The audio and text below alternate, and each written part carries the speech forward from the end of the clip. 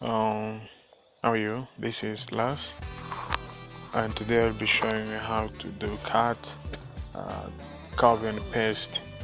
Leo tutaenda kujifunza namna ya kucopy, cut pamoja na paste kama ambavyo unaweza kufanya kwenye simu, kwenye kompyuta. Basi simu pia inaweza kufanya hivyo, kwa sababu kuna muda unaweza kaa kuna picha au video ambazo au nyimbo ziko kwenye simu na simu imejaa, huwezi kuongeza kitu kingine, lakini una external memory card ambayo yenyewe iko free au ina space ya kutosha. Kwa hiyo badala ya kufuta, basi kumbe unaweza ukakati hizo files kutoka kwenye simu kupeleka kwenye memory card ili uwe na space ya kutosha katika simu.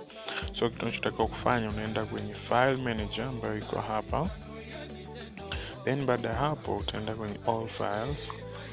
Okay, then baada hapo tutakuja kwenye phone storage, kwa sababu tunataka kutoa kwenye simu then tulete kwenye SD card. Kama unavyoona hapo na 232 MB, lakini kwa SD card na GB 18 ziko free. So naweza nikaja hapo kwa phone storage, then natafuta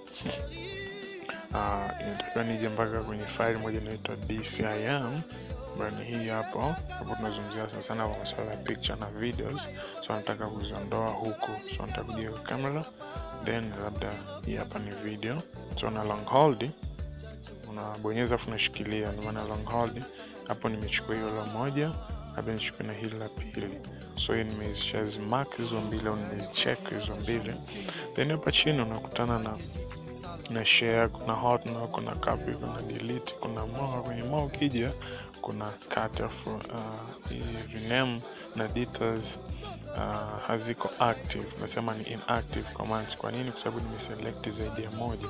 Kwa mfano nikiselect hii, nikija kwenye more, nina uwezo wa kuziona zote ziko active, kwa sababu nina uwezo sasa kukati hiyo moja, naweza nikairename hiyo moja au nikapata details za hiyo moja. Lakini kishakuwa zaidi ya moja, nimeicheck hiyo nyingine, nikija kwenye more, hizi mbili rename na details siwezi kupata. So I'll just remain with a single commands, that is cutting, sorry.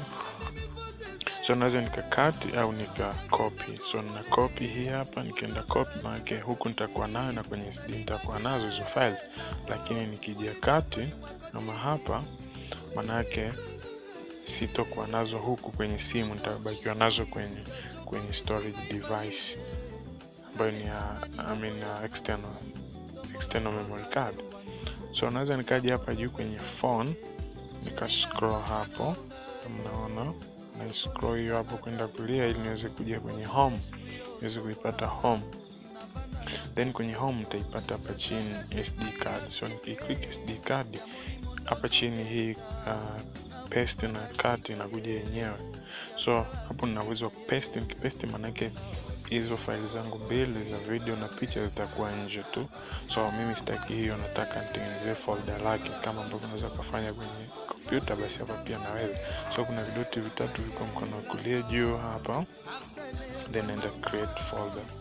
So hapa naweza nikaandika, labda nikaandika pics, kwa mfano pics, nikaenda okay. So folder yenyewe liko hapa chini, ile hapo ilishafunguka ambayo inaitwa pics. So naenda na click mara moja, then na paste hapo. So nimesha paste hapo, ziko kwenye memory card. Nataka tu confirm kwa, naenda hapa, ukiangalia space ya ilikuwa available kwa muda ule katika phone ilikuwa ni 233 kama sijakosea, na sasa hizi ni 234. So hapo juu space imeongezeka kwa sababu nimechukua vitu viwili tu. So nikienda kwa SD card, then nikaenda kwa pics, na uwezo kupata mafaili yangu mawili.